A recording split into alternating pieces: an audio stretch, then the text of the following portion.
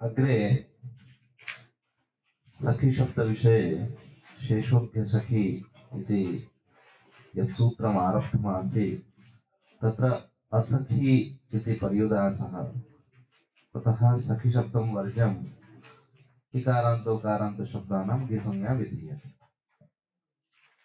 इदानीं तर्हि सुसखी इति शब्दे घिसंज्ञा भवति वा न वा? यतोहि तत्रापि सखीरूपं तु दृश्यते एव, तर्हि तत्र घिसंज्ञा भवति वा न वा इति संशये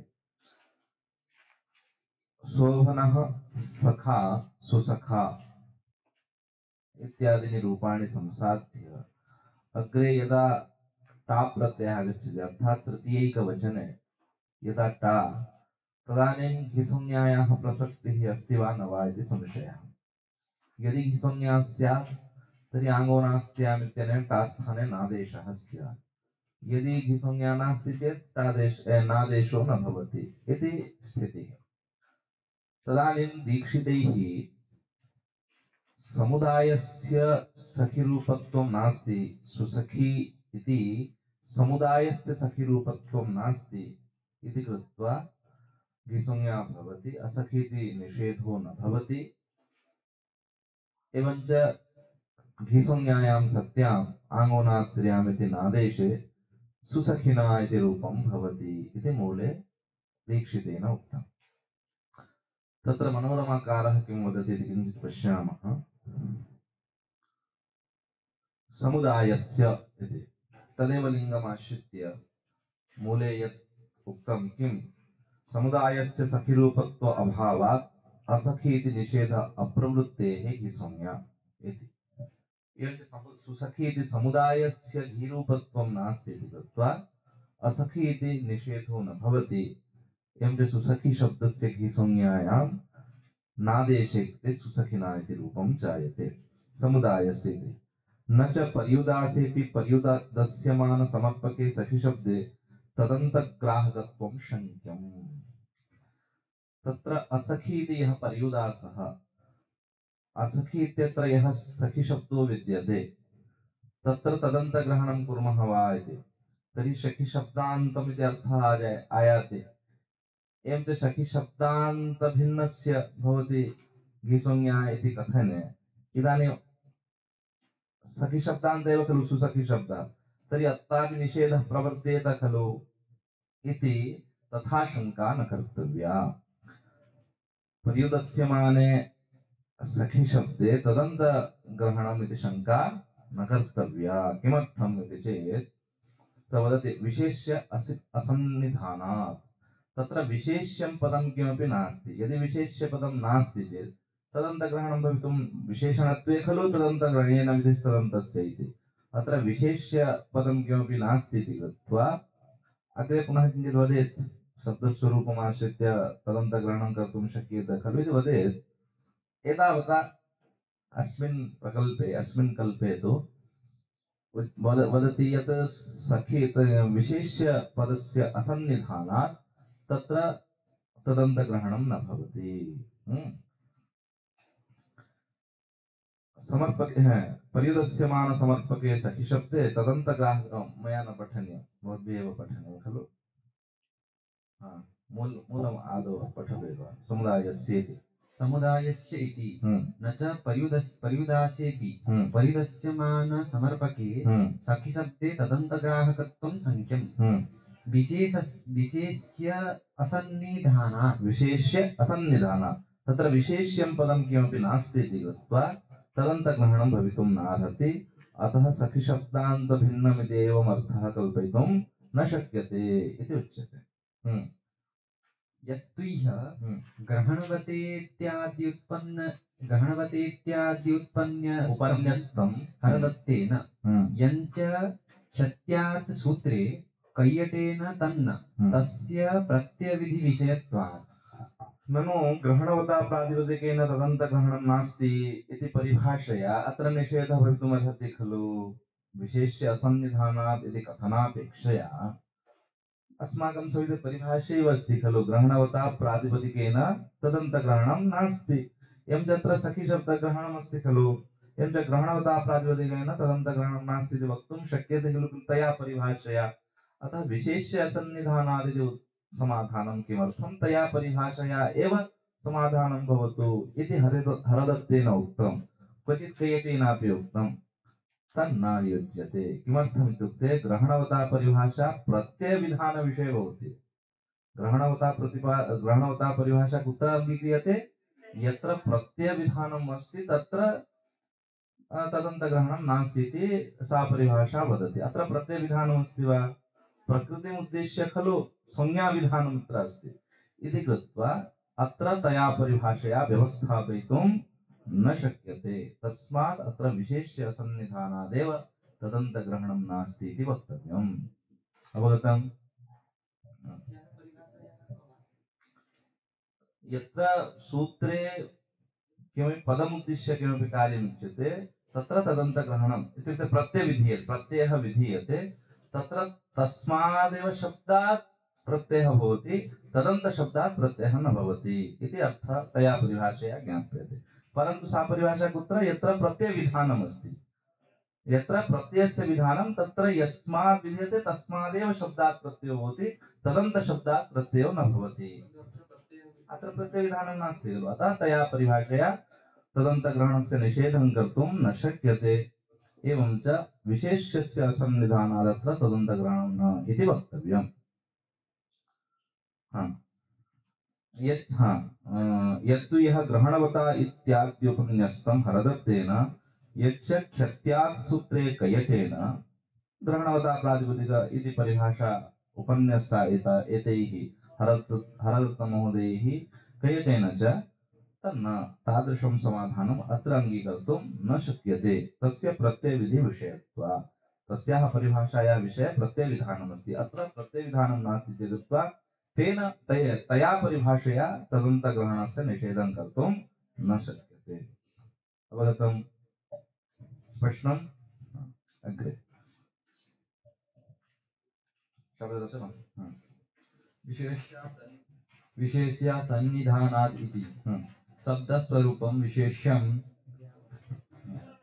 तु अव्यावर्तकं किंच अव्यावर्तकं विशेषणं व्यावर्तकं भवति खलु।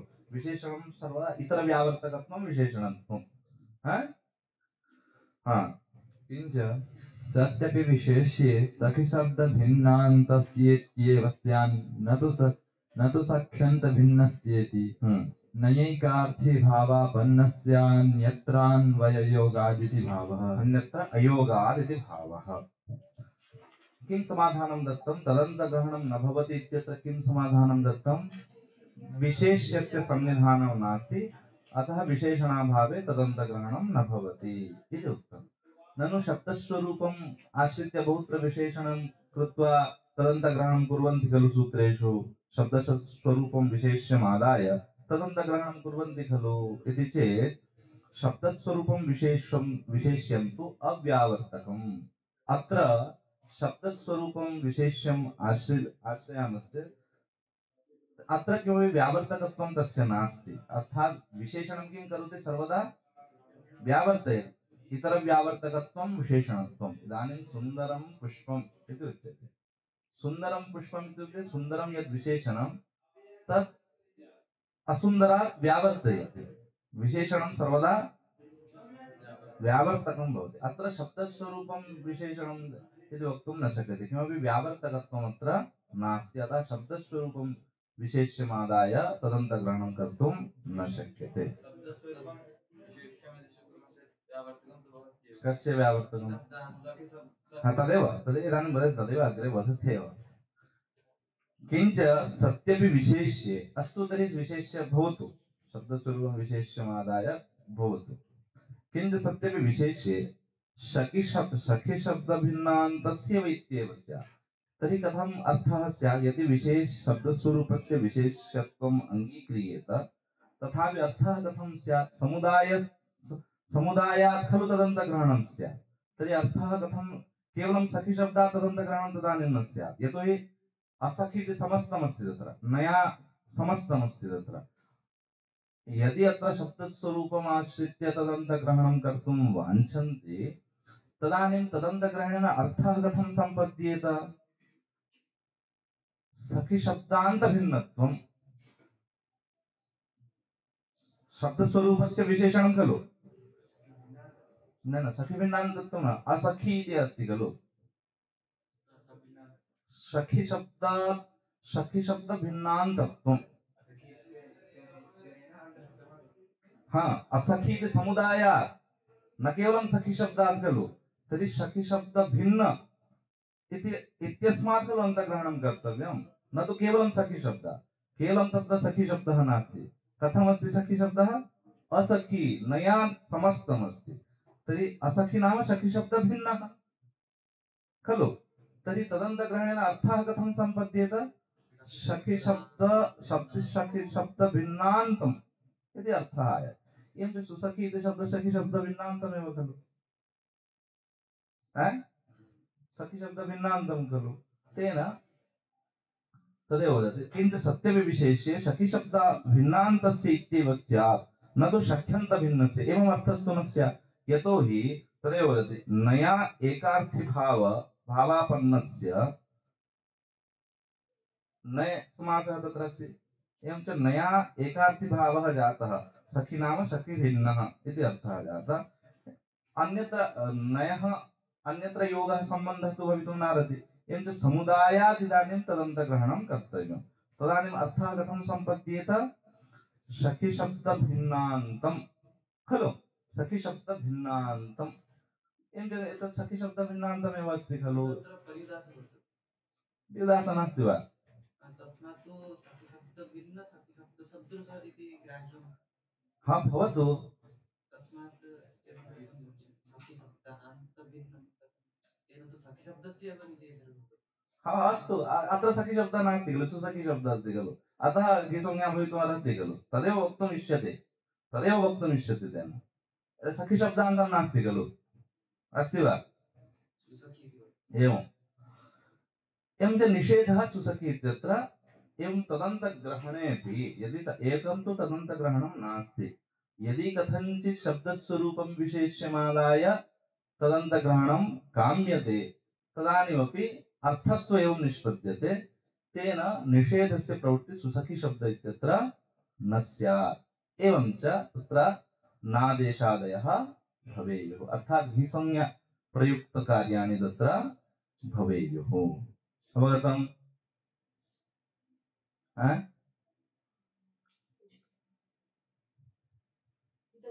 तर्हि अत्र अन्तग्रहणेन दोषः नास्ति। हाँ, तदेव तदन्तग्रहणम् अस्ति चेदपि इदानीम् अर्थः सख्यन्तभिन्न इति नास्ति, सखिशब्दान्तभिन्न इति स्यात्। शब्दस्य विशेष्यत्वं स्वीक्रियते। एवं च सखिशब्दभिन्नान्तत्वम्। असखी इति शब्दमस्ति, केवलं सखी इति शब्दः नास्ति। केवलं सखी शब्दः अस्ति चेत् तदानीं वक्तुं सख्यन्तभिन्न इति वक्तुं शक्यते। परन्तु निषेधः कथमस्ति? समस्तं पदं तत्।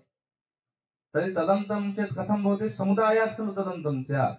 तर्हि समुदायपदं कीदृशमस्ति अत्र? सखी शब्दभिन्न। असखी शब्दस्य अर्थः कः? सखी शब्दभिन्न। एवं तदन्तं कुतः भवति? समुदायात् भवति। एवं च सखी शब्दभिन्नान्तं खलु।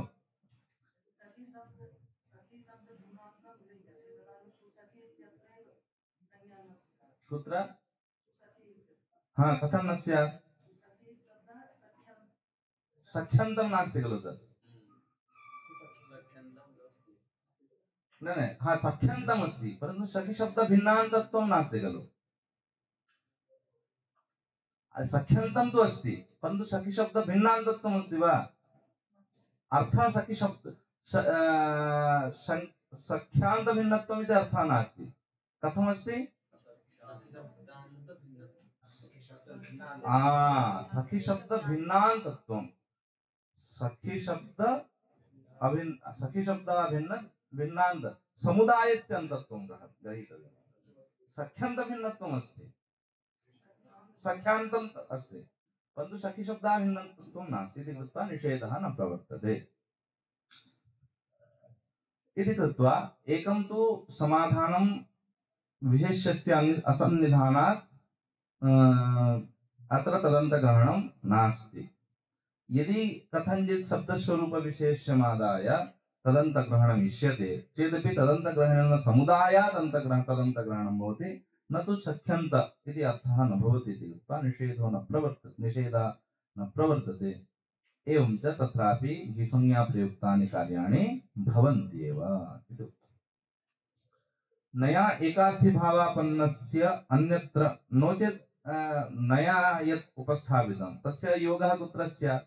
तत्तत्सम् अ इत्यस्य निषेधस्य कुत्र अस्ति? यदि सख्यन्त इति उच्यते तस्य सम्बन्धं कल्पयितुं न शक्येत। अतः समुदायात् अन्तग्रहणं तदन्तग्रहणं कर्तव्यम्।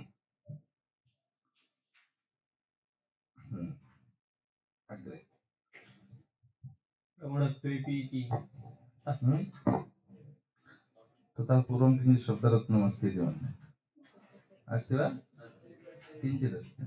तस्य प्रत्ययविधीति एवं च हृदत्तानुरोधेनेदं सर्वमिति भावः। तस्य प्रत्ययविधीति सा परिभाषा उपन्यस्ता खलु मूले इदानीं मनोरमायां ग्रहणवता प्रातिपदिकं तदन्तग्रहणं नास्ति। सा परिभाषा प्रत्ययविधाने प्रवर्तते इति कृत्वा अत्र तया परिभाषया व्यावर्तयितुं न शक्यते। एवं च हरदत्त अनुरोधेन सर्वम् एतत् सर्वं हरदत्त अनुरोधेन उपन्यस्तम्। अस्तु अग्रे गौणत्वेपीति अस्याद्यनङ्वतीति भावः। तथा च येन विधिः इति सूत्रे परमसखायामिति बहुव्रीहिः। एवम् इदानीं परमसखा इति शब्दविषये परमः सखा यस्य सः परमसखा। इदानीं परमसखा शब्दात् अनङ्गादयः अनङ्गादीनि विधानानि भवन्ति वा न वा इति जिज्ञासा। यतोहि अत्र सखा शब्दः गौणः अस्ति। सखा शब्दः अत्र गौणः। अत्र गौणत्वेपि यानि विधानानि सखी शब्दस्य सन्ति कानि विधानानि? अनङ्गादेशः, निद्वद्भावः इत्यादीनि यानि विधानानि सन्ति तद् गौणसखा शब्देपि प्रवर्त्येत वा न वा इति जिज्ञासा। तत्र कौमुद्यां मूले किमुक्तं? परमसखा यस्य इति विग्रहे परमसखा परमसखायौ इत्यादि गौणत्वेपि अनङ्नित्वे प्रवर्तते। अत्र सखा शब्दः यद्यपि गौणः तथापि अत्र सखी शब्दमुद्दिश्य यानि कार्याणि कृतानि अनङ्सु इति अनन्तरं सख्युरसम्बद्धो इति निद्वद्भावः एतत् सर्वं गौणसखा शब्देपि भवति इति। मूलं चेत् गौणत्वेपीति अस्याद्यनङ्वत् इति भावः। अस्थिदधि सख्यक्षणाम् अनङ् उदात्तः इत्यत्र यथा अनङ् विधानं न केवलं शक्ति शब्दात् भवति अपितु प्रियशक्ति शब्दादपि यथा प्रियसक्ना इत्यादीनि रूपाणि भवन्ति तद्वत् इहापि सखा शब्दस्य गौणत्वेपि अत्रापि अनङ्गादयः विधयः भवन्ति एव इति। गौणत्वेपि अस्थाद्यनङ्वत् इति भावः। तथा च येन विधिः इति सूत्रे परमसखायाम् इति बहुव्रीहिः। तत्पुरुषैः टचा भाव्यमिति कय्यतः। अत्र प्रमाणं प्रदर्शयति। न केवलम् एतत् अस्माभिः एवमेव उच्यते यत् अस्थितति इत्यत्र गौणत्वे तत्र यथा अनङ् विधानं तथा अत्रापि तथा किञ्चित् मानं स्वीकृत्य किञ्चित् प्रमाणं स्वीकृत्य वदति यद् येन विधिस्तदन्तस्य इति सूत्रे परमसखायौ इति बहुव्रीहिः तत्पुरुषैः टचा भाव्यम् इति कयटः इत्थं वदति। तत्र कथं वदति सः? परमसखायौ कथं निर्दिशति? निद्वद्भावं कृत्वा एव खलु निर्दिशति। अतः कयटस्य अयं निर्देशः ज्ञापकः। अत्रापि परमसखा इत्यत्र सखा शब्दगौण एव अस्ति। एवं च गौणत्वेपि तत्र निद्वद्भावः तेन कृतः। एवं च एतादृशनिर्देशाः एव अत्र ज्ञापकाः भवन्ति यद् अन्येपि निर्देशाः अत्र ज्ञापकत्वेन निदर्श्यन्ते। एते प्रयोगाः अत्र ज्ञापयन्ति यत् सखा शब्दस्य गौणत्वेपि सखी शब्दस्य गौणत्वेपि अनङ्गादयविधयः भवन्ति। येन विधि इति सूत्रे परमसखायौ इति बहुव्रीहिः तत्पुरुषैः टचा भागं परमसखा इत्यत्र तत्र बहुव्रीहि समासः एव अस्ति न तु परमश्च असौ सखा इति एवं तत्पुरुष नाम कर्मधारयः इति नास्ति यदि तथा स्यात् तर्हि टच् स्यात् टच् केन भवति राजाः सखिभ्यश्च इत्यनेन टच् प्रवृत्तिः स्यात् अतः परमसखायो इत्यत्र बहुव्रीहि एव इति वदन् तत्र निर्दिशति यत् परमसखायो इत्यत्र सखा इति शब्दः गौणत्वे तत्र सखिशब्दप्रयुक्तानि कार्याणि प्राप्नोति इति एवं च सः निर्देशः कैयटस्य अत्र ज्ञापकः गौणत्वेपि अत्र अनङादयः विधयः भवन्ति इति येन विधिः सूत्रे परमसखायो इति बहुव्रीहि तत्पुरुषैः टचाभाव्यम् इति कैयटः तथा तथा द्वितीयाश्च इति सूत्रे सोमसखेति प्रतीकमुपादाय बहुव्रीहित्वान्न समासान्त इति कैयटः एवं च अन्यत्रापि निर्देशो दृश्यते कथं द्वितीयाश्रित इति सूत्रे द्वितीयाश्रितादितप्रतिलगतात्यस्तप्राप्तापन्न इति सूत्रे सोमसखा इति प्रतीकमुपादाय तत्र सोमसखा इति शब्दः प्रयुक्तः कः शब्दः प्रयुक्तः अत्रापि सखा शब्दः गौण एव खलु तर्हि सखा इति न स्यात् खलु सखा इति कदा जायते यदा अनंसो इत्यादि कृत्वा सखा इति निष्पाद्यते अतः सोमसखा इति प्रतीकमुपादाय बहुव्रीहित्वा न समासान्तः इति कैयटः अत्रापि सोमः सखा यस्य इति बहुव्रीहि एव अस्ति सोमस्य सखा सोमसखा इति तत्पुरुषः नास्ति इति तत्पुरुषः स्यात् तर्हि तत्रापि टचाभाव्यम् इति वक्तुकामः सः कथं निर्दिशति सोमसखा इति निर्दिशति एवं च सोमसखा इति निर्देश एव अत्र ज्ञापकः यत् अत्र गौणत्वेपि अनङादयः विधयः भवन्ति इति सोमसखेति प्रतीकमुपादाय बहुव्रीहित्वान्न समासान्त इति कैयटः मिदचोन्त्यादितः अग्रे मिदचोन्त्यात् सूत्रे त्रिज्वत्क्रोष्टुः स्त्रियाञ्च इति सूत्रे च भाष्यकैयटयोः ख्याधातौ माधवग्रन्थे च स्फुटमेतत् एतेषु सूत्रेषु अपि एवं निर्देशाः दृश्यन्ते यत्र सखिशब्दः गौणः अपि तत्र सखिशब्दप्रयुक्तानि कार्याणि प्राप्नोति तस्मात् गौणत्वेपि अनङादयः विधयः भवन्ति इति मूले यदुक्तं दीक्षितेन तदत्र प्रमाणत्वेन एते निर्देशाः प्रमाणत्वेन अत्र प्रदर्श्यन्ते मिदचो अन्त्यादि सूत्रे त्रिज्वत् क्रोष्टुः स्त्रियां इति सूत्रे च भाष्यकैयटयोः ख्याधातौ माधवग्रन्थे च माधवग्रन्थ नाम माधवीयधातुग्रन्थे तत्र ख्याधातुप्रसङ्गेपि अयं तत्र द्रष्टव्यः कथम् इति किञ्चित् द्रष्टव्यः ख्याधातुप्रसङ्गेपि अयं विषयः उपन्यस्तः यत् गौणत्वेपि एते विधयः भवन्ति एकवारं सकृत् पश्यन्तु माधवीयधातुवृत्तो कथम् इति सोमसखा इत्यत्र द्वितीयास्तारित इत्यस्य प्रसङ्गः तस्मिन् सूत्रे इदम् उदाहरणम् आगतं वो तस्य प्रसङ्गः नास्ति तस्मिन् सूत्रे कस्मिंश्चित् प्रसङ्गे सोमसखा इति निर्देशः कृतः सोमसखा इत्यत्र बहुव्रीहि एव अस्ति न तु तत्पुरुषः यदि तत्पुरुषः स्यात् तर्हि टच् किमपि उदाहरणं वदन् तथा सोमसखा इति शब्दम् उद्धृतवान् सः तेन उदाहरणेन ज्ञायते सोमसखा इति निर्देशेन ज्ञायते अत्र सखा शब्दः यद्यपि गौणः तथापि अत्र अनङ्विधिः प्राप्तः इति तावत् तेन सह कः सम्बन्धः इति किञ्चित् भाष्यं द्रष्टव्यं तदानीं परन्तु तस्य सूत्रस्य व्याख्यानावसरे इदम् उदाहरणं तेन प्रस्तुतं सोमसखा इति उदाहरणं प्रदर्शितम् तत्र भाष्य कथं सन्दर्भः इति किञ्चित् द्रष्टव्यम् अत्र अस्माकं तु ध्येयम् एतत् यत् तस्मिन् सूत्रे तस्य सूत्रस्य व्याख्यानावसरे इत्थम् उदाहरणं प्रदर्शितं यस्मिन् उदाहरणे सखा शब्दः गौणोऽपि अनङ्विधिः प्राप्नोति इति अत्र विषयः ध्येयः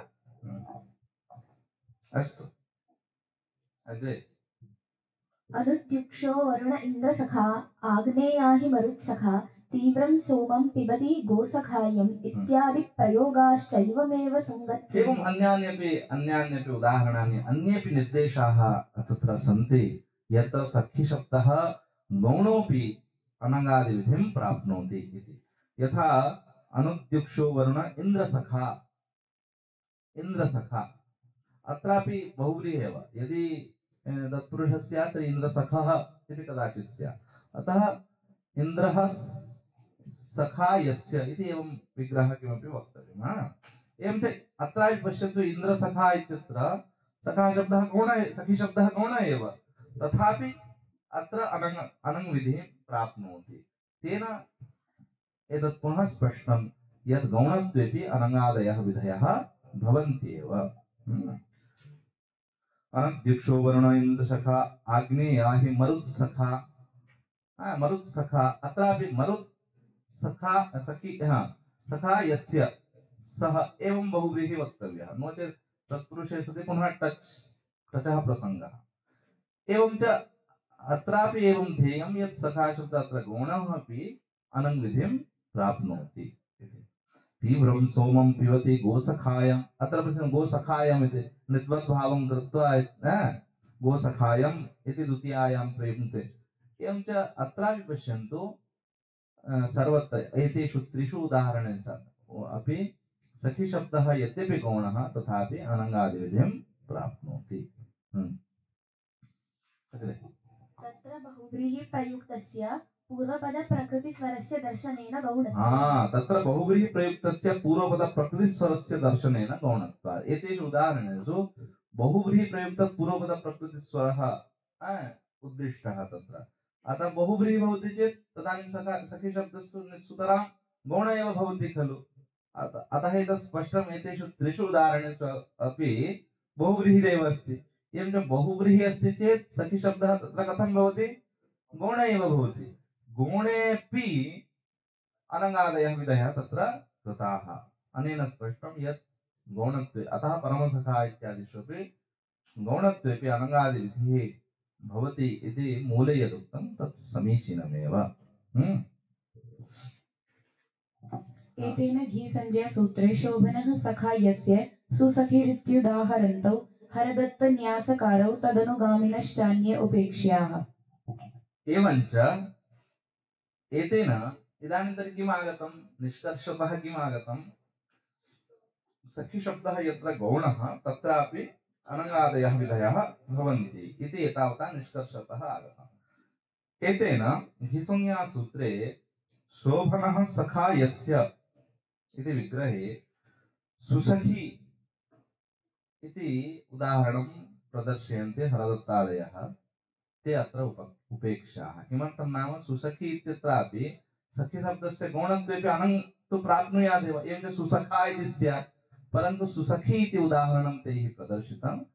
अतः तादृशानि उदाहरणानि अत्र उपेक्ष्यानि भवन्ति इति चिन्तनीयम्। शास्त्रकाराणां भाषां पश्यन्तु। हरदत्तन्यासकारो तदनुगामिनश्च अन्ये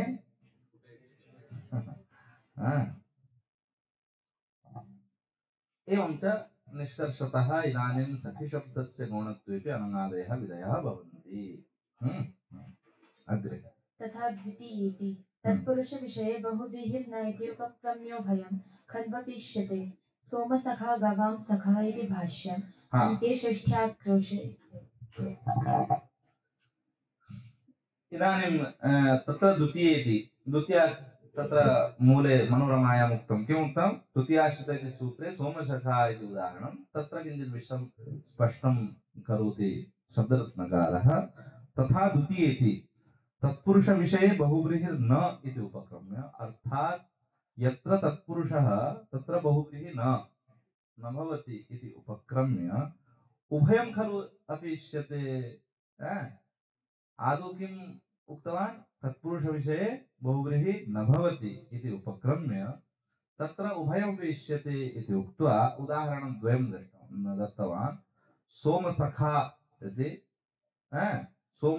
इति बहुव्रीहिनिर्देशः अत्र। गवां सखः इति तत्पुरुषनिर्देशः। एवं च उभयोऽपि इष्यते इति वदन् उदाहरणद्वयं तत्र प्रदर्शितवान्। उदाहरणद्वयं प्रदर्शितवान्। एकं सोमसखा इति उदाहरणम्, अपरं गवां सखः इति उदाहरणम्।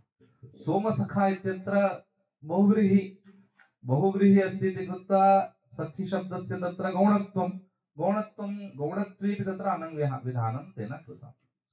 गौणत्वेपि तत्र अनङ्विधानम् अस्ति।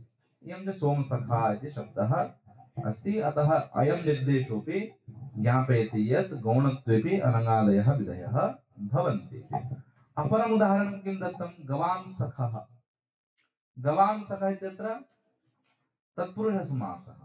तत्पुरुषसमासः अस्ति इति कृत्वा टच्, एवं च सखः इति भवति खलु। टच् इति टिभागस्य लोपो भवति, सखः इति भवति। गवां सखः। ननु यदि तत्पुरुषसमासः तेन टच् अपि कृतः, तर्हि गवाम् इत्यत्र षष्ठीलोप किमर्थं नास्ति? गवां सखः गोसखः स्यात् खलु इति चेत् तत्र समाधानं ददाति अन्त्ये षष्ठ्या आक्रोशे इति अलुक्। षष्ठ्या आक्रोशे इत्यनेन अत्र अलुक् अस्ति, लुक् नास्ति, विभक्तेः लुक् नास्ति इति कृत्वा गवां सखः इति तत्पुरुषस्य उदाहरणं, सोमसखा इति बहुव्रीहेः उदाहरणम्। उभय आदौ तत्पुरुषविषये बहुव्रीहि न भवति इति उपक्रम्य उभयमपि भवति इति उदाहरणं दातुकामः एकत्र सोमसखा इति वदति, अपरत्र गवां सखः इति वदति। एवं च उभयोः उदाहरणं प्रदर्शितम्। एकत्र सोमसखा इत्यत्र गौणत्वेपि विहितः, अपरत्र तत्र टच् भवति इति कृत्वा गवां सखः इति। ननु षष्ठ्याः लुक् कुतो न इत्युक्ते षष्ठ्या आक्रोशे इत्यनेन अलुक्। तत् किञ्चित् कुत्र तत्पुरुषे नास्ति, टच् खलु। टच् टिभागस्य लोपः जातः। तस्मात् किं ज्ञापयति? उदाहरणस्य स्पष्टतां करोति। द्वितीयाश्रितादित इत्यत्र यद् उदाहरणं दत्तं, किम् उदाहरणं दत्तं? सोमसखा इति। सोमसखा उदाहरणे किं ज्ञापयितुम् इष्यते? अनङादेशः भवति। तस्य प्रसङ्गम् उदाहरणम् एवं वदति यत् भाष्ये एवं प्रसङ्गः आगतः यद् बहुव्रीहि तत्पुरुषविषये बहुव्रीहि न भवति इति, पुनः भवति, उभयमपि भवति इति कृत्वा उदाहरणद्वयं तेन प्रदर्शितं। तावता भिन्नं किमपि वक्तुं नेच्छते, तदेव उदाहरणस्य प्रसङ्गं, भाष्यस्य प्रसङ्गं स्मारयति, तावदेव।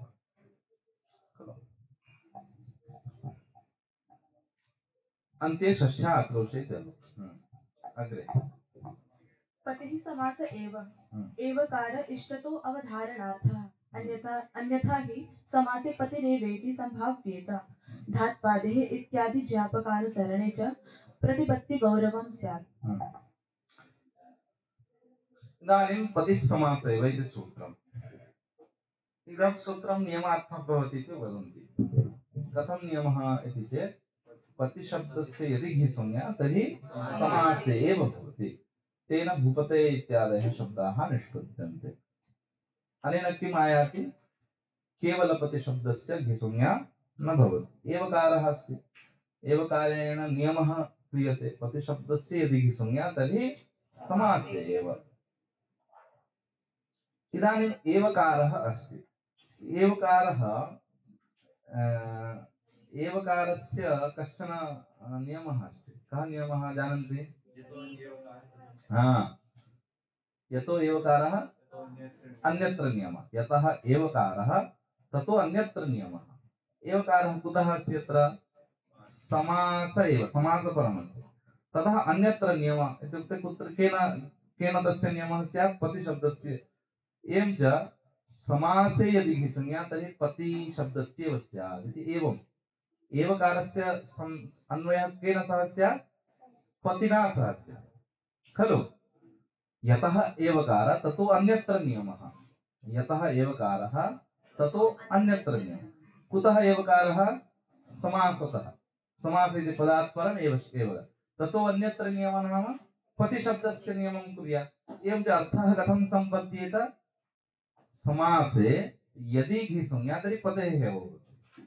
अर्थात् समासे अन्यस्य शब्दस्य घिसंज्ञा न भवेत् तदानीम्। खलु, परन्तु तथा अर्थः न भवति, तथा अर्थः नेष्टः। अस्माकम् अभीष्टः अर्थः कः? पतिशब्दस्य यदि संज्ञा तर्हि समासे एव इति। एवं च इष्टतो अवधारणार्थकः एव शब्दः। इष्टं किम् अस्ति अत्र अस्माकं? समासशब्दः, समासविषये नियमः। नाम पतिशब्दस्य यदि संज्ञा तर्हि समास। एवं च इष्टतो अवधारणार्थकः अत्र एव शब्दः, अतः समासेन सह तस्य अन्वयः। एवं पतिशब्दस्य यदि संज्ञा तर्हि समासे एव। पतिस्समास एव, एवकार इष्टतो अवधारणार्थो, अन्यथा हि समासे पतिरेव इति संभाव्येत। अन्यथा पतिना सह यदि अन्वयः तदानीं किं स्यात्? समासे यदि संज्ञा तर्हि प्रतिशब्दस्यैव स्यात् इति। एवं अन्यथा अर्थः स्यात्। तादृशः अर्थः अत्र अस्माभिः नेष्यते।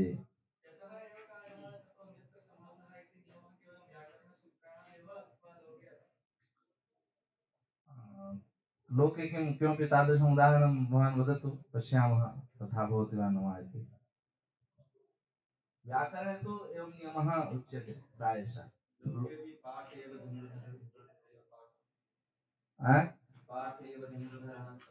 पार्थ एव धनुर्धरः।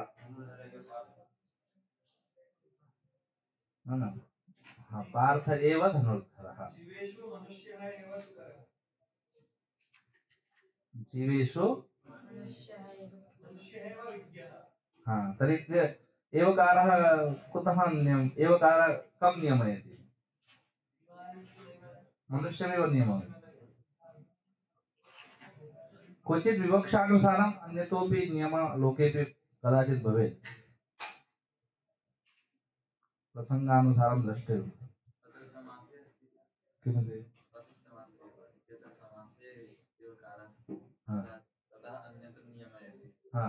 अतः प्रतिशब्दस्य नियमं कुर्यात्। यदि समासे की संज्ञा तर्हि पतिरेव स्यात्, तर्हि अन्यत्र न स्यात्, परन्तु तादृशः अर्थः नेष्यते अस्माभिः। अतः एवकार इष्टतो अवधारणार्थः इति, इष्टं समासेव नियमार्थम् इति। एवं च पतिशब्दस्य यदि की संज्ञा तर्हि समासेव इति।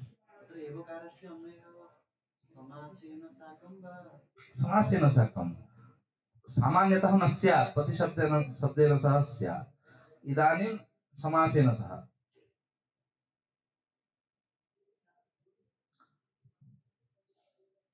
लोके किञ्चित् उदाहरणं पश्यामश्चेत् कदाचित्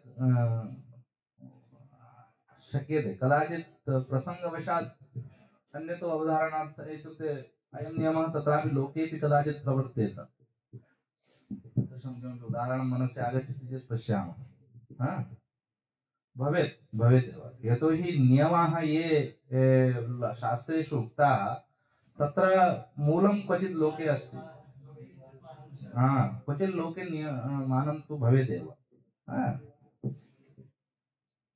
पतिस्समास एव, एवकार इष्टतो अवधारणार्थः, अन्यथा हि समासे पतिरेवेति इति। एवं अनिष्ट नियमः नियमापत्तिः। धात्वादेः इत्यादि ज्ञापकानुसरणे च प्रतिपत्ति गौरवं स्यात्। ननु इदानीं धात्वादेशः इत्यादि सूत्रमस्ति, तत्र धात्वादेः इति निर्देशः अस्ति खलु। यदि नियमः स्यात्, यतः एवकार ततो अन्यतः नियमः इति चेत्, तथा यदि नियमः स्यात् तर्हि अर्थः कथं स्यात्? अर्थः कथं विपरीतत्वेन स्यात्? कथं विपरीतत्वेन? समासे पतिशब्दस्यैव घिसंज्ञा स्यात्, अर्थात् अन्यशब्दस्य घिसंज्ञा न स्यात् इत्यर्थः आगच्छति। एवं सति धात्वादेः, धातोः आदिः धात्वादिः, तस्य धात्वादेः अत्र तु घिसंज्ञा कार्यं कृत्वा यथा हरेः इति कृतं तथैव धात्वादेः इति कृतमस्ति। एवं च सूत्रकारस्य अयं निर्देशः एव ज्ञापकः। किं ज्ञापयति? विपरीतनियमः अत्र नास्ति इति ज्ञापयति खलु। यदि विपरीतनियमः स्यात् तर्हि धात्वादेः इति निर्देशः भवितुं नार्हति। एवं च अयं निर्देशः धात्वादेशः स इति एतादृशाः निर्देशाः अत्र ज्ञापकाः भवन्ति यत् अत्र विपरीतनियमः नास्ति। अतः इष्टतो अवधारणार्थे इति किमर्थं वदन्ति? एतादृशनिर्देशाः एव ज्ञापकाः भवन्ति यद् अत्र विपरीतनियमो नास्ति। यदि विपरीतनियमः स्यात् तर्हि धात्वादि इत्यादयः प्रयोगाः न सम्भाव्यन्त। अतः अयं निर्देशः एव अस्य नियमस्य अस्वीकार्यमानं वा इति चेत् तादृशज्ञापकानुसरणे च प्रतिपत्तिगौरवं तथा ज्ञानगौरवं भवति।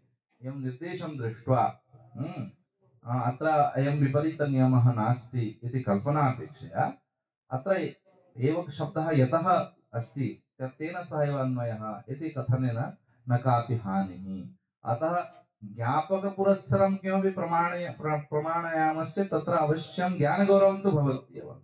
यत्र ज्ञापकानुसरणं कृत्वा किमपि सिद्धान्तं प्रतिपादयामः तत्र ज्ञानगतगौरवं तु अवश्यं भवत्येव। यतोहि साक्षात् सूत्रकृता अथवा त्रिमुनिभिः न उक्तं तत्र। अतः ज्ञापनेन ज्ञायते इत्युक्ते ज्ञानगतगौरवं तु अवश्यं भवत्येव। अतः अत्र ज्ञापनेन विपरीतनियमः नास्ति इति कथनापेक्षया एव शब्दः अत्र इष्टतो अवधारणार्थे इति कथने न कापि हानिः। आदेः इति घिसंज्ञा प्रयुक्तं कार्यं कृतं खलु, आदिशब्दस्यापि कृतं खलु। यदि समासे पतिरेव घिसंज्ञकः स्यात् तर्हि आदिशब्दस्य घिसंज्ञा न स्यात्, तर्हि आदेः इति प्रयोगः न स्यात् खलु। प्रयोगः कृतः सूत्रकारेण। अतः अनेन प्रयोगेण एतत् ज्ञापयितुं शक्यते वा अत्र विपरीतनियमो न भवति इति तेन उक्तं चेत् तादृशज्ञापक अनुसरणेन तु प्रतिपत्तिगौरवं तु भवति। किमपि ज्ञापयित्वा एतादृशः अर्थः भवति इति चेत् ज्ञानगतगौरवं तु अवश्यं भवत्येव। अतः इष्टतो अवधारणार्थे इति कथनेन न कापि हानिः। धात्वादेः इत्यादि ज्ञापकानुसरणे च प्रतिपत्तिगौरवं स्यात्। एवं च एवकारः अत्र इष्टतो अवधारणार्थकः इति अग्रे। अथ कथं सीतायाः पतये नमः पराशरश्च नष्टे मृते प्रव्रजिते क्लीबे च पतिते पतौ इति उच्यते। पतिरित्याख्यातः एवं प्रसङ्गं वदामः तदनन्तरं समाधानम्। इदानीं तर्हि सूत्रेण नियमः आगतः। कः नियमः? यदि प्रतिशब्दस्य घिसंज्ञा तर्हि समासे एव स्यात्। परन्तु कथं सीतायाः पतये नमः? सम्पूर्णं श्लोकं मनसि अस्ति वा कस्यापि? रामाय रामभद्राय सीतायाः पतये नमः इति पतये इति घिसंज्ञा प्रयुक्तं कार्यं कृत्वा पतये इति निर्देशः कृतः। इदानीं भवद्भिः नियमः कः कृतः? अत्र प्रतिशब्दसमासः अस्ति वा? केवलं प्रतिशब्दः खलु। तर्हि पतये इति निर्देशः कथं स्यात्? पत्ये इति स्यात् खलु खलु।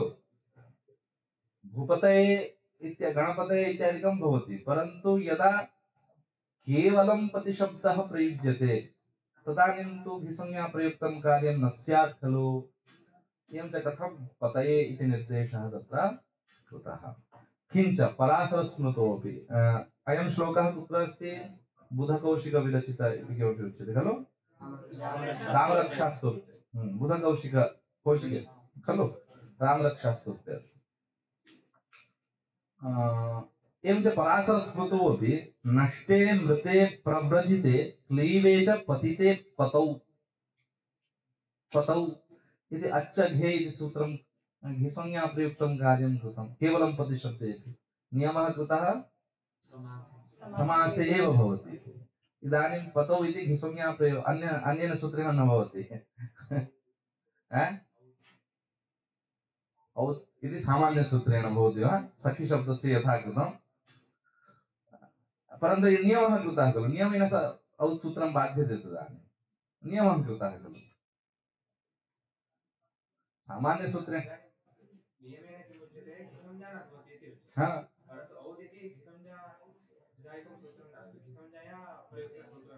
हाँ? न बोल हाँ हाँ एवं क्या औत् औत् सूत्रेण इदुभ्यां परस्य ङे औत् स्यात् अदादेशस्तुतेन न भवति अतः अच्छघे इत्येव कर्तव्यं भवति एवञ्च इदानीं किम् आयातं तर्हि यदि नियमः कृतः समासेव प्रतिशब्दस्य घिसुञ्ज्ञा तर्हि एतादृश प्रयोगाणां का गतिः स्यात् सीताया पतये नमः पतौ इत्यादीनां प्रयोगाणां का गतिः स्यात् इति चेत् इदानीं कथं किञ्चित् नूतनं कल्पयति मनोरमाकारः पश्यन्तु पतिसमास इति सूत्रे यः प्रतिशब्दः सः मुख्यः प्रतिशब्दः अन्यः कश्चित् लाक्षणिकः प्रतिशब्दोऽपि विद्यते सः कीदृशः इति चेत् सः वदति पतिरिति आख्यातः इत्यर्थे पतिरिति आख्यातः इत्यर्थे तत्करोति तदा च स्टेतेन एणि एवं च पति एणि कृते इष्टवद्भावेन इकारस्य लोपे पुनः पति एव जायते एवं च पुनः तत्र औणादिक अत अच इ इति सूत्रेण पुनः इ प्रत्ययः विधीयते पुनः इ प्रत्ययः विधीयते इ प्रत्यय विहिते पुनः णेः इष्टवद्भावेन णेः लुक् भवति पुनः पति एव जायते इदानीं प्रतिशब्दः निष्पन्नः इदानीमपि प्रतिशब्दः निष्पन्नः परन्तु अयं प्रतिशब्दः न मुख्यः यः प्रतिशब्दः तादृशः न अयं प्रतिशब्दः लाक्षणिकः एव अतः नियमः कुत्र अस्ति मुख्ये प्रतिशब्दे नियमः लाक्षणिके प्रतिशब्दे नियमः न प्रवर्तते तस्मात् अस्यापि घिसंज्ञा भवत्येव अस्यापि घिसंज्ञा भवत्येव तत्तु समाधानं दीयते यदि कथञ्चित् शास्त्रद्वारा समाधातुं शक्यते तत्तु आर्षप्रयोगत्वात्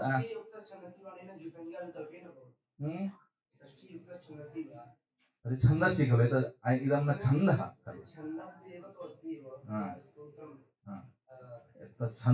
छन्दस्य वेद वेद वेदे प्रयुक्तानां विषये तत् सूत्रम् अत्र तु स्तोत्रमेव खलु लौकिकं स्तोत्रम्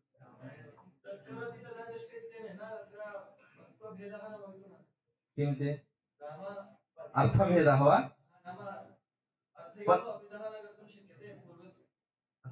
तद्वद् आचष्टे तद् पतिरिव आचरति इत्यस्य भेदः किं पति सदृशः तु अर्थः अस्ति एव खलु पतिरिव आचष्टे नाम पतिः पतिसदृशम् आचरति महान् अर्थभेदः नास्ति सामान्य अर्थभेदस्तु स्यादेव परन्तु महान् अर्थभेदस्तु न भवति सुतरां तत्शब्दात् तस्य शब्दस्य यः अर्थः तस्मात् भिन्नः अयमिति वक्तुं न शक्यते पतिरिव आचरति यथा पतिः आचरति तथैव अतः अत्र प्रसंगे सीतायाः पतये नमः इत्युक्ते पतिरिव आचरति पतिः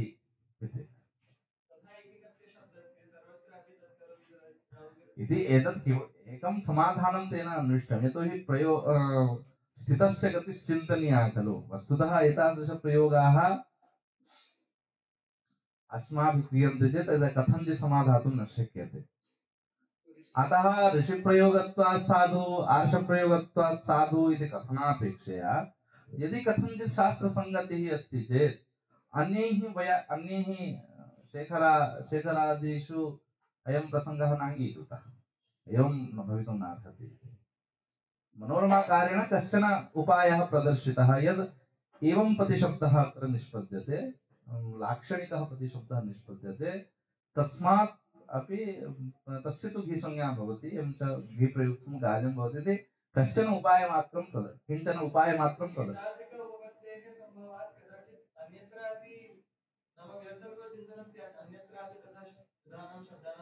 एवमेव यत्र यत्र किमपि तथा व्यधिकं प्रयुक्तमस्ति कथञ्चित् शास्त्रसङ्गतिं प्रदर्शय इत्युक्ते अन्ततो गत्वा आर्षप्रयोगत्वात् साधु इति कथने तु न कस्यापि विरोधः स्यात् परन्तु तत्तु अगतिकगतिः तत्समाधानम् अगतिकगतित्वेन प्रयुज्यते अत्र कथञ्चित् अन्यत्रापि एवं प्रसङ्गः स्यात् एवम् अतिप्रसङ्गस्तु अस्ति एव एवम् अर्थकल्पने अतिप्रसङ्गस्तु अस्ति एव कश्चन उपायमात्रं तद् अतः शेखरकारः नाङ्गीकरोति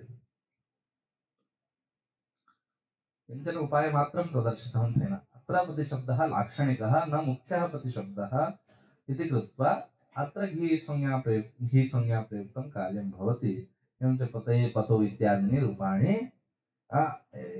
तावता अस्माकं प्रयोगस्तु एतादृशप्रयोगः साधुः भवति इति वक्तुं न शक्यते अत्र यतो हि प्रयुक्तं तस्य साधुत्वं प्रतिपादयितुं कामः इत्थं ब्रवीति तावता वयमपि यदि लोके पतये पतौ इति वदामः चेत् स तु असाधुरेव प्रयोगः ननु अत्रापि वयमपि पति इति वा चष्टीति कृत्वा लाक्षणिकप्रतिशब्दः प्रयुक्तः इति वक्तुं न शक्यते वाङ्मये प्रयुक्तम् अतः प्रयुक्तस्य कथञ्चित् अन्वाख्यानं कर्तव्यं खलु एवं च प्रयुक्तस्य अन्वाख्यानाय कश्चन उपायः तेन प्रदर्शितः एवं यथा इति उच्यते अस्माकं वृन्दावनजनैः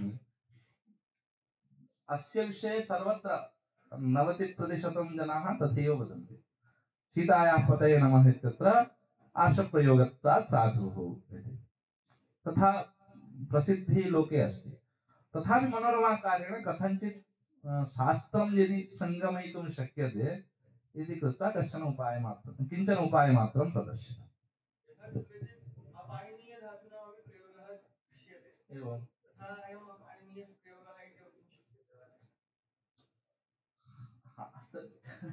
चेदपि शास्त्रभङ्गापत्तिः अपाणिनीयप्रयोगश्चेदपि शास्त्रभङ्गापत्तिः भवतु इदानीम् अस्तु व्याकरणानि अनेकानि सन्ति अस्मिन् प्रसङ्गे तदानीं तु प्रयोगः जातः तदानीं बहूनि व्याकरणानि आसन् तस्य पठनपाठनपरम्परा अपि आसीत् अतः अपाणिनीयप्रयोगः अन्येन व्याकरणेन साधयितुं शक्यते वा इति कथञ्चित् समाधानं परन्तु इदानीं लोके बलादेवं वदन्ति तत् कदाचित् मह्यं न रोचते किमपि पदम् असाधु प्रयुक्तं तैः ननु एतत् न सिद्ध्यति खलु किमपि पदम् XYZ किमपि एतत् पाणिनीयव्याकरणानुसारं न सम्भाव्यते खलु पाणिनिः इत्थं वदति एवं नियमः प्रवर्तते अतः पाणिनिव्याकरणानुसारम् अत्र इदं पदं न साधु इति वदामश्चेत् पाणिनिव्याकरणानुसारं साधु न भवति चेत् अन्येन व्याकरणेन तु साधु भवति कदाचित् खलु अतः सुतराम् अयं शब्दः असाधु इति कथं वदति भवान् इति पुनः आक्षिपन्ते लोके कस्य व्याकरणस्य इदानीं पठनपाठनम् अध्ययनम् अध्यापनं प्रचलति तर्हि अस्माकं प्रयोगः किमाश्रित्य भवेत् इदानीं किं जैनेन्द्रव्याकरणं पाठ्यते वा किम् इदानीं शाकटायनव्याकरणं पाठ्यते वा चान्द्रव्याकरणं पाठ्यते वा तर्हि यत्र असाधुः प्रयुक्तः कथञ्चित् समाधातु कामाः अन्येन व्याकरणेन निष्पाद्यन्ते ते शब्दाः इत्युक्ते तत्तु तादृशं तु जीर्णं न भवति सन्ति अप्रयुक्तशब्दाः इति केवलं साहसमात्रमेव तत्र अतः अस्तु अन्येन व्याकरणेन कथञ्चित् साधयितुं शक्यते चेदपि अस्मिन् विषये वक्तुं शक्यते यतोहि यदा अयं शब्दः प्रयुक्तः तदानीम् अन्यानि व्याकरणानि अपि आसन् अतः अन्येन केनचित् अपि भवितुम् अर्हति इति मृग्यः सः विषयः परन्तु इदानीन्तनकाले तु चान्द्रव्याकरणेन एतत् सिद्ध्यति शाकटायनव्याकरणेन एतत् सिद्ध्यति इति तु न वक्तव्यं यतोहि वयं पठामः तर्हि अन्यान् नियमान् किमर्थं परिपालयन्ति कारकनियमं किमर्थं पाणिनीयानुसारं परिपालयन्ति जैनेन्द्रानुसारं परिपालयन्तु चान्द्रानुसारं परिपालयन्तु अन्यत्र कर्तुरीप्सितं कर्म इत्येव किमर्थं परिपालयन्ति शाकटायनानुसारं सः किमपि भिन्नं वदेत् तदनुसरन्तु तथा तु न कुर्वन्ति यत्र दोषः आचरितः तत्र तावत् तेन व्याकरणेन सिद्ध्यति इति कथनं तु साहसमात्रमेव इदानीं कश्चन ग्रन्थो नाम एवं लीलया मया कश्चन सङ्ग्रहः कृतः एवं प्रतिदिनं किमपि लिखामि साधुशब्दविषये प्रायशः 6 मासाः अतीताः मन्ये वर्षं वा अतीतम् एवं लोके ये शब्दाः प्रयुज्यन्ते तेषां शब्दानां कदाचित् साधुता नास्ति, लौकिकशब्दानां कदाचित् साधुता नास्ति। अतः इदानीं परिक्रमा परिक्रमा इति तस्मिन् दिने अपि परिक्रमा इति शब्दः भवद्भिः बहुधा प्रयुक्तः। आप बोले गुरुजी परिक्रमा कर लेते हैं, हाँ कुछ भी हो, मैं सामान्य किसी को आक्षेप नहीं करना। परिक्रमा इति शब्दः प्रयुज्यते सामान्यतः स्वयं वस्तुतः व्याकरणानुसारं पाणिनीयव्याकरणे परिक्रमा इति कदाचित् न स्यात्, परिक्रमः इति स्यात्। यतोहि तत्र क्रमशब्दः घयन्तः नास्ति, घयन अजंत अच् प्रत्ययान्त, अच् प्रत्ययान्त एवं अच् प्रत्ययान्त घय जवक्तेषु पुंसि इति लिंगानुशासने घय अच् अवन्त प्रत्ययाः पुंसि एव प्रयुज्यन्ते। तर्हि किं स्यात्, परिक्रमः एव स्यात् खलु, पुंसि एव तेषां प्रयोगः। तर्हि परिक्रमा इति कथं भवति?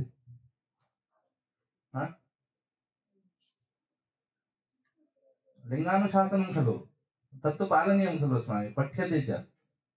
तर्हि इदानीं सामान्यतः लोके एवं प्रयोगाः यदि पठन अध्ययन अध्यापने यः यद्व्याकरणम् इदानीं प्रसृतं तस्य व्याकरणस्य खलु नियमाः परिपालनीयाः अस्माभिः इदानीं। तर्हि इदानीम् एतादृशप्रयोगाः तु दुष्टाः एव भवन्ति। इदानीं न अन्येन व्याकरणेन कदाचित् स्यात् इति तु समाधानं न रोचते। एवं बहवः शब्दाः तथा सन्ति, मया बहवः शब्दाः तदेव किमपि वक्तव्यम्। एकम् उदाहरणम् अहम् उक्तवान् तावत् शृणोतु।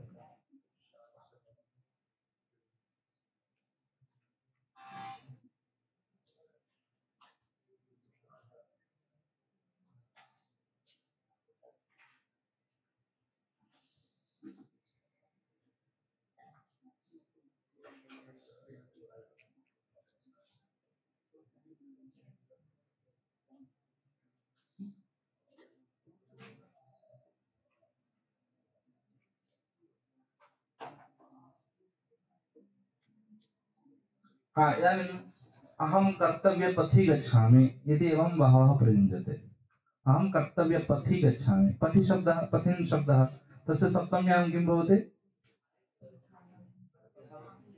पथिन् शब्दस्य सप्तम्यां किं भवति? पथि इत्येव खलु। एवं च कर्तव्यपथि गच्छामि इति साधु इति कदाचित् मन्येरन् भवन्तः, भवति वा साधु? सामान्यतः एवम् आशंका भवति मनसि, अहं कर्तव्यपथि गच्छामि, पथि शब्दस्य सप्तम्या पथि एव भवति, अतः साधु स्यात्। परन्तु न, इदं पदं न साधुत्वं भजते। किमर्थं? समासः अस्ति, ऋक्परब्धु प्रथमानक्षे, ऋक्पुरब्धु प्रथमानक्षे इति समासान्तः प्रत्ययः भवति। एवं च पथः, एवं च कर्तव्यपथे गच्छामि।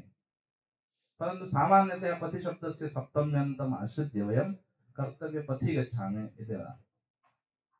इदानीं यदि एवं व्याकरणानुसारेण अत्र अच् प्रत्ययो भवति, अतः कर्तव्यपथे स्यात् इति वदामः चेत् न अन्येन व्याकरणेन कदाचित् स्यात् इति कदाचित् समादधते केचन। ते सूत्रं किमपि न जानन्ति, प्रष्टव्यं न भवान् कथं वदति यत् पाणिनीयानुसारम् अन्येन व्याकरणेन कदाचित् साधु स्यात् इति वदन्ति। सूत्रं तत् किमपि तद् एतत् अत्रत्यं सूत्रमपि न जानन्ति, तत्रत्यं सूत्रं वा किं जानीयुः, तत्तु न कथं भवान् असाधु इति वक्तुं शक्नोति? अनेन व्याकरणेन न सिद्धं चेदपि अन्येन केनचित् व्याकरणेन सिद्धं भवति, अतः असाधु इति वक्तुं न शक्यते इति एवं समादधते। तत्तादृशाः हेयाः।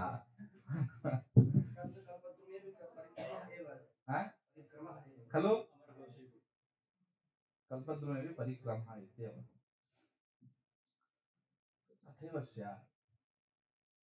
किञ्चित् अस्माकं सूक्ष्मेक्षिता स्यात्। वयं यथा वो भेड़ चलते हैं हम भी नहीं चलना चाहिए। प्रयोग चल रहा है, इदानीं समाजे चलति सर्वैः क्रियते इति कृत्वा किञ्चित् अस्माकं दृष्टिः किञ्चित् तीक्ष्णा स्यात्, अत्र कथं प्रयोगाय।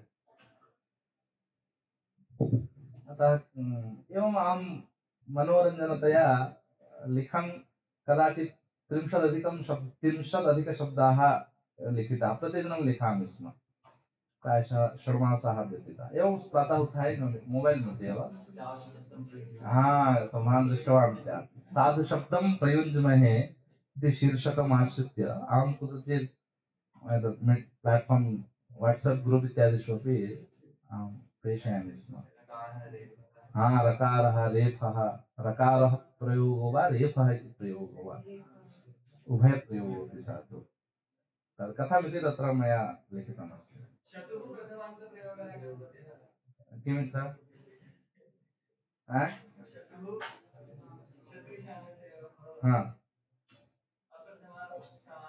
अग्रे पुनः तस्य समाननं प्रथमायां प्रकृतम् अनुसरामः। भवान् किं चिन्तयति, अवशिष्यते इति वा? अप्रसङ्गं किमपि नोच्यते, एतत् प्रसङ्गः एव। प्रयोगविषये अवश्यं किञ्चित् ध्येयम्। अहं समाप्यैव गच्छामि। भवान् न चिन्तयति यत् अहं परित्यज्य गच्छामि इति।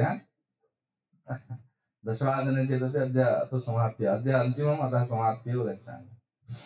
अत्र धात्वादेशः इति ज्ञापकस्य अनुसरणं न भवति। प्रतिपत्तिगौरवं, किं ज्ञानगौरवं कथं समाधानं तदेव इष्टतो अवधारणार्थ इति उक्तं खलु। इति कुतः आगच्छति? शास्त्रकार मनोरमाकारः वदति। कुतः स्यात् आर्षत्वात् वा? न आर्षत्वात् किमर्थम्? एतदेव कथने किमपि कापि हानिः नास्ति खलु। भवान् कुतः वदति इति? कुतः वदति इति चेत् भवान् यत् किमपि वदिष्यति तत् अहं न वदामि खलु, सः शास्त्रकारः, अहं न शास्त्रकारः। सः शास्त्रकारः, अतः नियमयितुं सः समर्थः। सः नियमयितुं समर्थः। सः नियमयितुं समर्थः, अहं नियमयितुं न समर्थः। एवं तस्य कथनानुसारम् अग्रे सरामः, नो चेत् सः खिद्यते। अप्रसङ्गं किमपि न वदामः, अयं प्रसङ्गः एव। अवश्यं भवतां दृष्टिः तथा स्यात्, प्रयोगविषये नूनं स्यादेव। अहं वृथा समययापनं न करोमि। अस्तु, पतिरिति एवं च अत्र ये प्रयोगाः कृताः, के प्रयोगाः? सीताया पतये नमः, पतौ इत्यादयः प्रयोगाः ये वाङ्मये दृश्यन्ते पुराणादिषु अथवा स्तोत्रादिषु, तत्र पतिशब्दः लाक्षणिकः। इत्थं पतिरिति आख्यातः इति अर्थे लाक्षणिकः पतिशब्दः, अतः तस्य घिसंज्ञायां क्लेशः नास्ति। एवञ्च पतये इत्यादयः प्रयोगाः तत्स्थले कथञ्चित् कर्तुं शक्यते। अस्मदादीनां प्रयोगस्तु दृश्यते। अस्मदादीनां प्रयोगः तु न साधवः, प्रयोगास्तु न साधवः।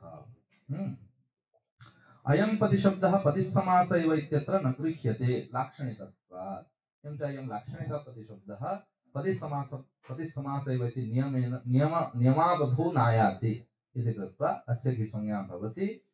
एवं च पतये इत्यादयः प्रयोगाः सम्पद्यन्ते। एतेन अन्ये ये प्रयोगाः पुराणादिषु सन्ति तेषामपि सङ्घटनं करोति। अत्र कृष्णस्य सखिरर्जुनः इति भारतं, सखिना वानरेन्द्रेण इति रामायणं च व्याख्यातम्।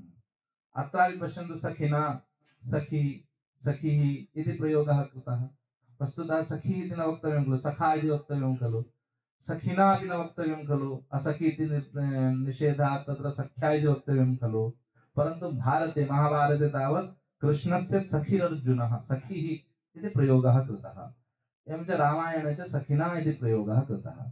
एतादृशप्रयोगाणामपि इत्थं समाधानं भवितुमर्हति यत् अत्र सखिशब्दः न मुख्यः सखिशब्दः, अपि तु लाक्षणिकः। सखिरिति आख्यातः इत्यादिकं कृत्वा वयं साधयामः, अतः नियमावधौ अयं शब्दः नायाति। एवं च एवं प्रयुक्तुं शक्यते इति वक्तुं शक्यते। एतेन कृष्णस्य सखिरर्जुनः इति भारतं, सखिना वानरेन्द्रेण इति रामायणं च व्याख्यातम्। समाप्त। किमपि अस्ति वा अत्र? शब्दरत्नमस्य नास्ति मन्ये। नास्ति। अग्रे कः पठति? बहुगणवतुरति संख्या बहुगणौ प्रातिपदिके संख्यावाचके गृह्येते न तु संख्यवैपुल्यवाचके अपि संख्यायते अनया इति अन्वर्थसंज्ञा विधानात्। बहुगणवतुरति संख्या इति सूत्रम्। इदानीं बहुगणवतुरति संख्या इति सूत्रे बहुगण इति द्वे प्रातिपदिके, तत्र बहु शब्दः वैपुल्यवाची अस्ति, संख्यावाची अपि अस्ति। गणशब्दः तथैव संख्यावाची अपि अस्ति, एवं संघवाची, गणः नाम संघः, ग्रुप् इत्यर्थे अपि प्रयुज्यते। एवञ्च बहुगणौ प्रातिपदिके संख्यावाचके गृह्यते। अस्मिन् सूत्रे बहुगणवतुरतिसंख्या इति सूत्रे अत्र वैपुल्यवाचकस्य संघवाचकस्य ग्रहणं नास्ति, अपि तु संख्यावाचकस्यैव ग्रहणम्। किमर्थमिति तस्य कारणं प्रयोजनं सः वदति। न तु संघवैपुल्यवाचके अपि। अतः एव डतिरपि संख्या कारणं वदतु, किमर्थं संख्यावाचकस्यैव ग्रहणं? संख्या यदि अन्वर्थसंज्ञया विधानात्। अत्र बहुगणवतुरतिसंख्या इति संख्या संज्ञा विधीयते, सा संज्ञा अन्वर्थसंज्ञा। अतः संख्यायते अनया इति संख्या इति अन्वर्थसंज्ञा इयम् इति कृत्वा यया संख्यायते, कया संख्यायते? संख्यावाचकादेव संख्यायितुं शक्यते खलु।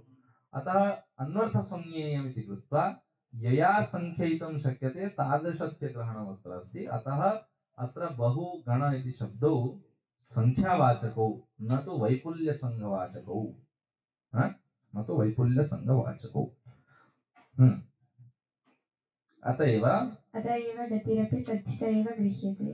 अतएव डतिरपि तद्धित एव गृह्यते। अतः तत्र बहुगणवतु डति, बहुगणवतु डति, डति शब्द, डति प्रत्ययः गृहीतः।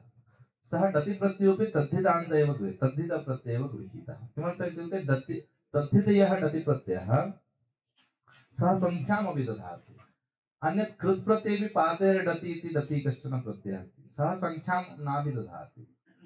अतः अत्र यतोहि इदानीम् अन्वर्थय्यं संज्ञा संख्यायते अनया इति संख्या इति उक्तम्, अतः डति अपि संख्यावाचकस्यैव स्यात्, डति प्रत्ययोपि संख्यावाचकस्यैव स्यात् इति कृत्वा अत्र डति प्रत्ययेन तद्धित डति प्रत्ययः गृह्यते, न तु कृत् डति प्रत्ययः न गृह्यते। तदेव उच्यते। अतएव डतिरपि तद्धित एव गृह्यते। किं सूत्रमस्ति तद्धिते डतिविधायकं जानन्ति? किमः? किमः संख्यापरिमाणे, किमः संख्यापरिमाणे डति च। एवं च किं शब्दः संख्या अर्थे परिमाणार्थे डति प्रत्ययं च कति इति रूपं भवति। एवं च डति शब्दः तद्धित एव गृह्यते, यतोहि तद्धित प्रत्ययेव संख्यामपि ददाति, कृत् प्रत्ययः संख्यां नाभिदधाति। अतः संख्यावाचकस्य ग्रहणम् इति कथनात् अत्र डतिपि संख्यावाचकस्यैव ग्रहणम्। अतएव डतिरपि तद्धित एव गृह्यते। वतुना साहचर्याच्च, किञ्च बहुगण वतु इति अस्ति, वतु इति तद्धित एव भवति इति कृत्वा डति अपि तत्साहचर्येण डति वतु इति साहचर्येण डति इति तद्धितस्यैव ग्रहणं, न तु कृत् प्रत्ययस्य ग्रहणम्। वतुना साहचर्याच्च न तु पातेर्डतिः, न तु पातेर्डतिः। पातेर्डतिः उणादिसूत्रम् इति मन्ये। पातेर्डौ एकमपि एवम् अस्ति, लुक् वक्तव्यः। पातेर्डौ भाते, पातेर्डति इति पतिः शब्दः एवम् उणादिषु पतिशब्दः इत्थम् अनेनैव निष्पद्यते इति मन्ये। पतिः शब्दः खलु उणादिषु पाते पते किं पातेर्डति, पातेर्डति पतिशब्द किञ्चित् पश्यन्तु पतिशब्दः कथमस्ति इति कोशे कथमस्ति पतिशब्दं पश्यन्तु अमरकोशे वा कुत्र तस्य विग्रहं व्युत्पत्तिं पश्यन्तु किञ्चित् पतेर्डति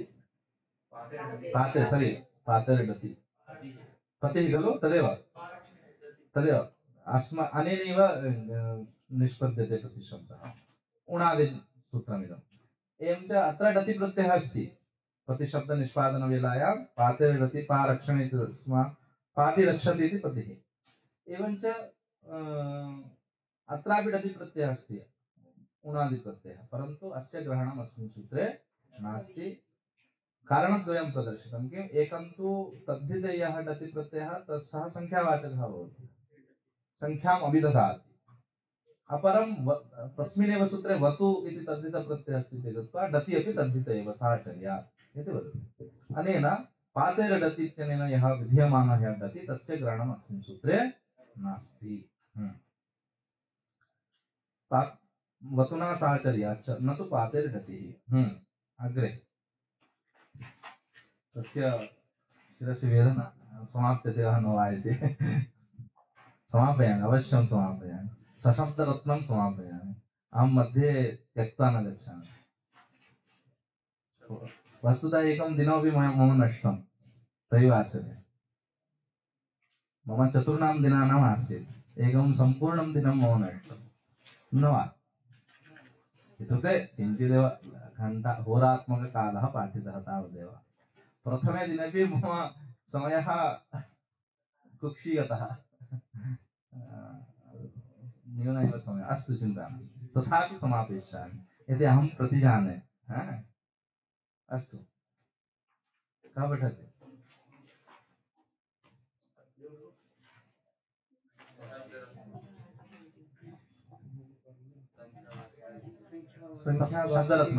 संख्यावाचके इति किमस्ति त्रादि संख्या व्यापक धर्म विशेष वाचके इत्यर्थो न तु बहुत्वं संख्या नियत विषय परिच्छेद हेतुत्व रूप संख्यात्वस्य तत्र अभावात् हाँ संख्या इदानीं मूले किम् उक्तं बहुगणवतु संख्या इत्यत्र बहुगण इति शब्दो संख्यावाचको एव गृह्येते इति उक्तं खलु तदेव लिङ्गमाश्रित्य वदति संख्यावाचके इति संख्यायाः वैशिष्ट्यं किं भवति नियतविषयत्वं ज्ञापयति त्रि इत्युक्ते त्रित्वपरिच्छिन्नं पदार्थं ज्ञापयति तत् न त्र्यधिकं ज्ञापयति न ततः न्यूनं वा ज्ञापयति परिच्छिन्नं वस्तु ज्ञापयति संख्या नाम परिच्छिन्नम् एवञ्च अत्र संख्यावाचके इति अस्तु चिन्ता नास्ति बहुगणवतु संख्या तत्र बहुगणशब्दो संख्यावाचको चेदपि कथं सा वदति त्र्यादिसंख्या व्यापक धर्म विशेषवाचके इत्यर्थो न तु बहुत्व संख्या अत्र बहुशब्द बहुत्व संख्यायां नास्ति बहुत्व संख्यायाम् इत्युक्ते तत्र निश्चितिः एव न स्यात् निश्चितिः एव न इदमित्थम् इति वक्तुं न शक्यते अतः अत्र बहुशब्दः कुत्र अर्थं परिज्ञापयति त्र्यादिसंख्या व्यापकः अर्थात् त्र्यादिसंख्या व्यापकधर्मः बहुशब्दे अस्ति सः बहुशब्दः कदाचित् त्रित्वेपि अवसीयते कदाचित्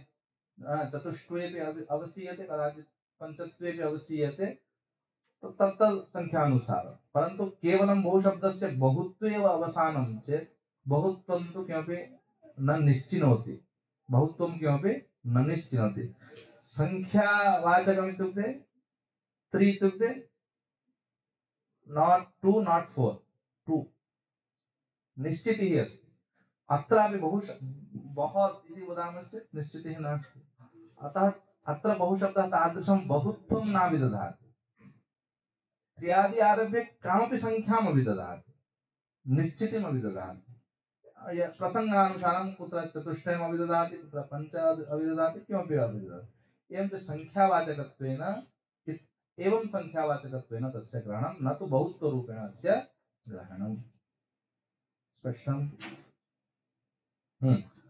त्र्यादि संख्या व्यापक धर्म विशेष वाचके इत्यर्थो न तो बहुत्व संख्या अग्रे नियत विषय परिच्छेद हेतुत्व रूप संख्यात्वस्य तत्र अभावः। बहुत्व संख्या यदि स्वीक्रियते चेत् तत्र नियत विषय परिच्छेद हेतुत्व रूप संख्यात्वं नास्ति। भवति वा? बहुत्वं चेत् निश्चितिः कापि न भवति तत्र। अतः अत्र बहुशब्दः त्यक्त्वे चतुष्टये कुत्रचित् तत्र अवश्येते। अतः बहुत्वरूपेण तस्य उपस्थितिः नास्ति, अत्र तु त्रित्वचतुष्टयरूपेण तस्य उपस्थितिः। अत एव भाष्ये यदयम संख्यां संख्येत्याह उक्तम्। अतः भाष्ये यदयम् असंख्या, यद्यपि बहु इति शब्दः कामपि संख्यां न विदधाति, तथापि असंख्यामपि संख्याम् अभिदधाति इत्युक्तौ त्रित्वे चतुष्टये एवं रूपेण किमपि अभिदधाति। यद्यपि सामान्यतः अयं शब्दः न संख्यावाचकः, कामपि निश्चितिं वदति वा? बहु इति वदामश्चेत् बहु इति वदामः चेत् निश्चयां संख्यां कामपि न वदति। अतः असंख्यापि अयं शब्दः संख्याम् अभिदधाति, त्रित्वचतुष्टयरूपेण कामपि संख्यां विदधाति। अत एव भाष्ये यदयम् असंख्यां संख्या इत्याह इत्युक्तम्। संख्यायते अनयेति साक्षात् व्याप्य संख्या द्वारा वेत्यर्थः। अत एव बहुगण साहचर्येण संख्या संबन्ध्यर्थ प्रतिपादकस्य ग्रहणादेव। तत्र इयं संज्ञा संख्या या संज्ञा उक्ता सा अन्वर्थ संज्ञा इति उक्ता। किन्तु संख्यायते अनया इति संख्यायते अनया इति संख्या। इयं संख्या साक्षात् व्याप्य संख्या द्वारा वा इत्युक्ते तदेव त्रित्वचतुष्टयरूपेण या व्याप्य संख्या तया अन्वयते इति एवम् अर्थः प्रकल्प्यते। अतएव बहुगण साहचर्येण संख्या संबन्ध्यर्थ प्रतिपादकस्य ग्रहणादेव। एवं च बहुगण इति साहचर्येण बहुगण इति संख्यावाचको, अतः तत्र डति वतु इत्यपि संख्यावाचकत्वेनैव गृह्यते तत् साहचर्येण। एवं च वतु अपि संख्याम् अभिददाति, डति अपि संख्याम् अभिददाति इति मूलं किञ्चित् परिष्करोति शब्दरत्नकारः। अत एव बहुगणसाहचर्येण संख्यासम्बन्ध्यर्थ प्रतिपादिकस्यैव ग्रहणात्। संख्यासम्बन्धं यत् प्रतिपाद्यते वतु डति इति तेषु संख्यां ये वदन्ति तत्तादृशः वतु प्रत्ययस्य ग्रहणं, तत्तादृश डति प्रत्ययस्य ग्रहणं, तदतिरिक्तस्य ग्रहणमत्र नास्ति। पातरिडति इत्यादीनां ग्रहणमत्र नास्ति। षड्भ्यः परयोरिति। किञ्चित् ब्रेक् अपेक्षते अथवा पठामः। मम क्लेशः नास्ति भवतां। मम निर्देशः आसीत् सार्धघण्टात् परं होरा परं किञ्चित् 5 वा 10 निमेषाणां ब्रेक्। कथम् अभ्यासः कथमस्ति? एवमस्ति वा साक्षात् पठितुं शक्यते वा?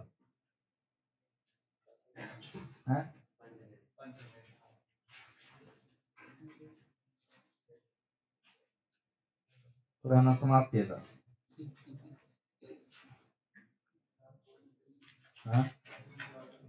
समापयामि, कथञ्चित् समापयामि।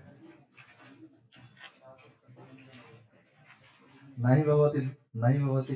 हि किमपि दुःशकं जित्वराणाम्।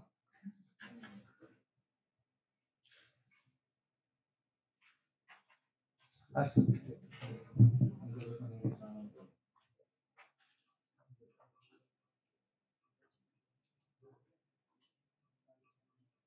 ईदत्ता